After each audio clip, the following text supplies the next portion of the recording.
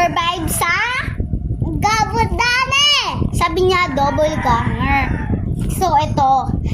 Pag may nakita kayong double ganger, at palapit ng palapit sa inyo, ang gawin nyo, kapag malayo pa, magtago na kayo. At kapag nagkakarinig na kayo ng ingay, huwag kayo lalabas kung saan kayo nagtatago. Lola, alam niya yun.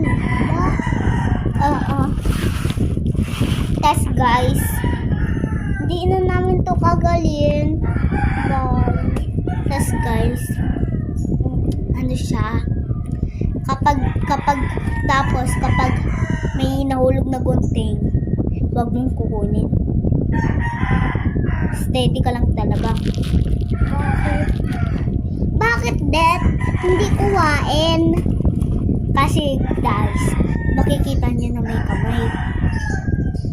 So, ayun, makikita niya tayo. Kaya, hindi na natin ito papatalagin. Bye-bye!